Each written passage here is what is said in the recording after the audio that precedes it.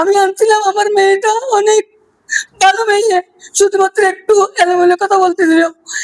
এরপরে আমার মেয়েটা আস্তে মারা গেল। ভুল চিকিৎসার অভিযোগে এক তরুণীর মৃত্যুকে কেন্দ্র করে চাঞ্চল্য সৃষ্টি হয়েছে চট্টগ্রামে।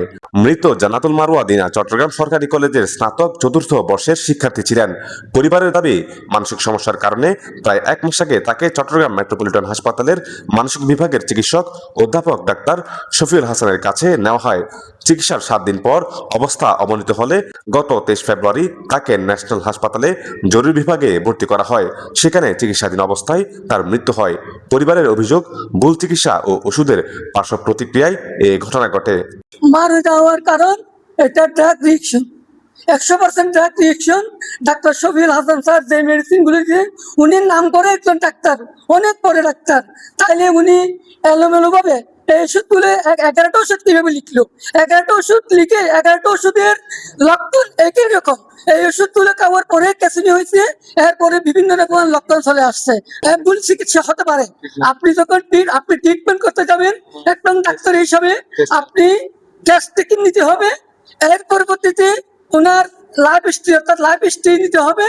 দ্বিতীয়ত বিভিন্ন পরীক্ষা নিরীক্ষা থাকলে এরকম একজন রুগীর, অর্থাৎ এলোমেলো কথা বলে পাগল একটা রুগীর জন্য, তাহলে ওনার বিভিন্ন রকমের পরীক্ষা নিরীক্ষা দিতে হবে। এই পরীক্ষা নিরীক্ষা উনি দেন না দিয়েই 11টা মেডিসিন একসাথে প্রয়োগ করেছি, একদিন 11টা মেডিসিন।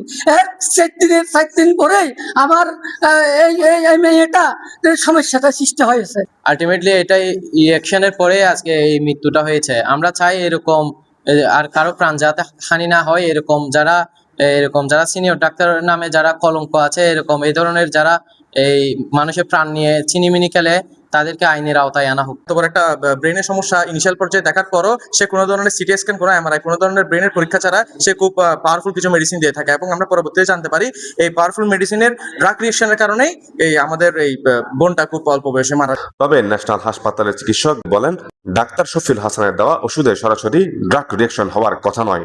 নিয়মিত ওষুধ সেবনে অনিয়ম হলে জটিলতা তৈরি হতে পারে বলে মন্তব্য করেন তিনি।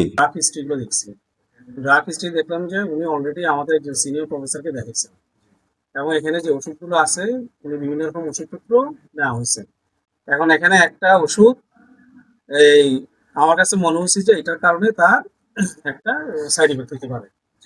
এখন ওষুধের সাইড ইফেক্ট উনি যা দিচ্ছেন ওষুধ ঠিক আছে, এখন যে ওষুধ খাওয়াইছে সে যদি ঠিক মতো ওষুধ না খাওয়ায় তাহলে কিন্তু ওষুধের পার্শ্ব প্রতিক্রিয়া হবে।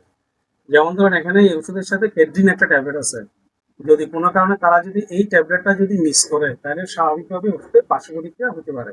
শিশির আজাদ, দৈনিক নয়া বাংলা ডিজিটাল, চট্টগ্রাম।